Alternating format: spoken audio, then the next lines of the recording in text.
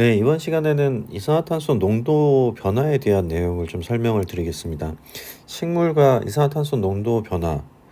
기본적으로 이산화탄소 농도가 높아지면 강합성 양은 많아지겠죠. 그래서 지금의 그 이산화탄소 농도의 변화는 결국은 식물한테는 어느 정도 장점, 더 좋은 강합성 양을, 더 많은 강합성 양을 만들어내는 어떤 형태를 볼 수가 있습니다. 그래서 이번 시간에는 이산화탄소의 변화량, 어떻게 변화가 되는지 역사적으로 한번 훑어볼 텐데요. 기본적으로 보시면 65만 년 전, 65만 년 전부터 현재까지 이 300이라고 하는 숫자, 이 300 ppm이라고 얘기하는데요.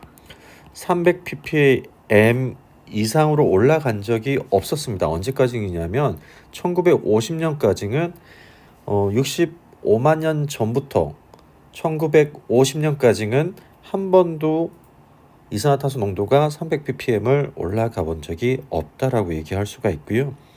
우리가 알고 있는 산업혁명 때도 산업혁명 이전과 이후가 매우 다르죠. 그래서 산업혁명 이전과 이후라고 따졌을 때요.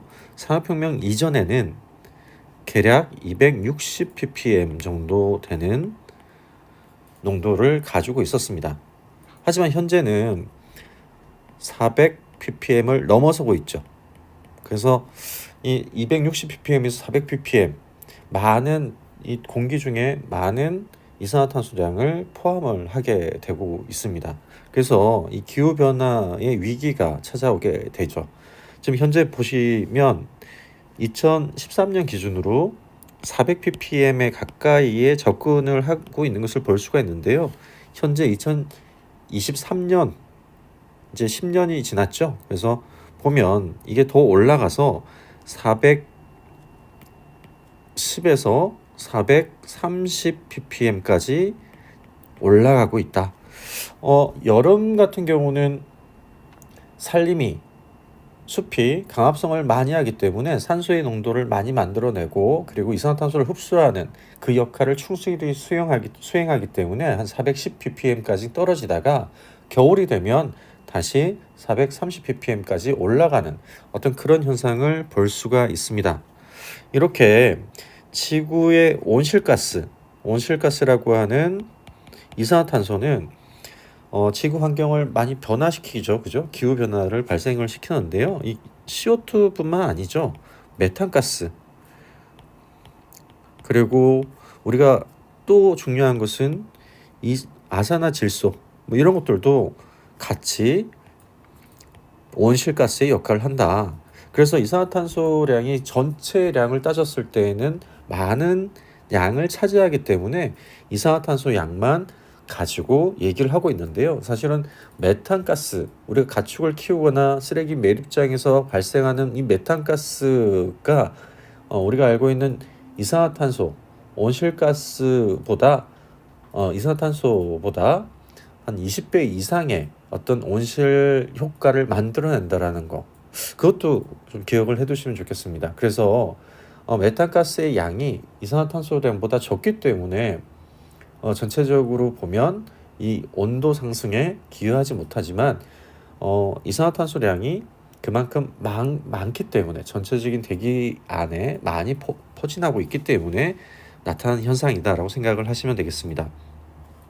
앞서 400 ppm 정도에서 지금 현재는 410에서 430이라고 했는데요. 우리가 보면 대기를 구성하는 걸 보면 질소가 있죠. 그죠? 질소 같은 경우가 78% 정도가 되고요. 그리고 산소가 21% 정도가 된다고 합니다. 그리고 아르곤이 1% 정도 차지를 하고 있죠. 그 다음에 이산화탄소 같은 경우가 0.04% 이렇게 표현을 하죠. 그래서 ppm 단위는 100만 분의 1이라고 생각을 하시면 되고요. 그래서 0.04가 결국은 400 ppm이다 이렇게 생각을 하시면 되겠습니다. 하지만 지금 현재는 얼마라고요? 예, 0.041에서 0.043 ppm까지 올라가고 있다. 4%까지 올라가고 있다. 이렇게 바라보면 좋겠습니다. 거기에 따라서 우리가 얼마나 많은 나무를 식재를 해야 되느냐. 결국은 나무 같은 경우는 대부분이 탄소 덩어리라고 얘기할 수 있잖아요. 결국은 공중에 있는 탄소를 부착을 한다. 목질부에 부착을 해서 보존하는 그런 능력을 가지고 있는 거대한 생명체이기 때문에 우리는 나무를 식재해야 된다. 나무를 사랑해야 된다. 이렇게 얘기할 수가 있겠습니다.